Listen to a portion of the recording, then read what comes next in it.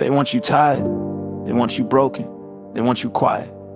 They want you staring at that screen until your eyes burn and your spirit wilts. Have you noticed how the noise never stops? It's a new kind of disorder out there, a world that thrives on your anxiety. Every headline is a weight, every notification is a thief stealing your focus. They tell you the future is a closed door, that the costs are too high to even dream. And honestly, it feels like that sometimes, doesn't it? Like you're running a race on a track that keeps getting longer, but here's what they don't tell you. Your exhaustion is their currency, your hopelessness is their power. So I'm asking you to look past the chaos for just 1 second. Do you actually want to let the state of the world dictate the state of your soul? Because if you keep waiting for the world to get quiet before you find peace, you're gonna be waiting forever. Let's talk about the grind. The way you're working twice as hard for half the results. You're looking at the bills, looking at the rent, feeling like you're just a ghost in a machine. It's heavy, man, I know it's heavy. You feel like you're part of a generation that got handed the bill for a party you weren't invited to. But when did survival become your only identity?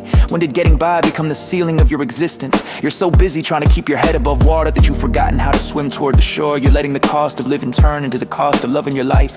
You sit there doom scrolling, watching the world burn in high definition, letting the algorithms feed you a steady diet of it's over. But it's only over if you decide to check out. It's only over if you let the scarcity mindset eat your imagination. You have to realize that your mental space is the most valuable real estate you own. And right now, you're letting the whole world squat in it for free. Listen, I'm not talking about that fake toxic positivity. I'm not telling you to put on a mask and pretend the world isn't messy. I'm talking about joy as a weapon. I'm talking about the kind of happiness that is a middle finger to the circumstances. See, happiness is a feeling that depends on what's happening, but joy is a choice that depends on who you are. It's a defiant act of resistance to wake up and decide you will not be miserable today. Even if the economy is shaking, even if the borders are closing, even if the reports say hope is at an all-time low. When you choose your joy, you're reclaiming your humanity. You're saying, you can take my money, you can take my time, but you cannot have my light. That internal peace, that's the fuel for the change you want to see outside. You can't pour from an empty cup, and you can't fix a broken world with a broken heart. You have to find that deep, quiet center that nothing can touch.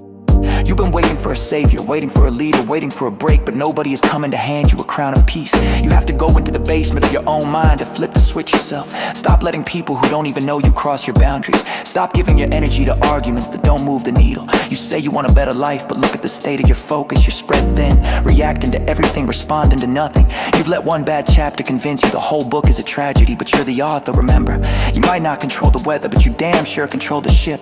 It's time to stop being a victim of the new world disorder and start being the architect of your own order. Reclaim your mornings, reclaim your silence. Build a fortress around your well-being that no headline can breach. Because if you don't protect your soul, who will?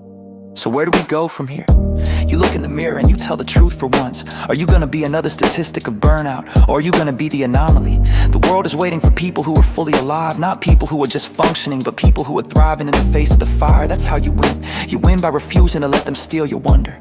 You win by finding beauty in the small things while the big things are falling apart. Choose your joy like your life depends on it, because it does. This isn't just about feeling good. It's about staying strong enough to fight for what matters. Internal peace is the ultimate rebellion. So take a deep breath, feel the ground under your feet. The world is loud, but your purpose is louder. Do you actually want to do this? Then stop complaining about the dark and start being the light. Go take your joy, it was always yours to begin with.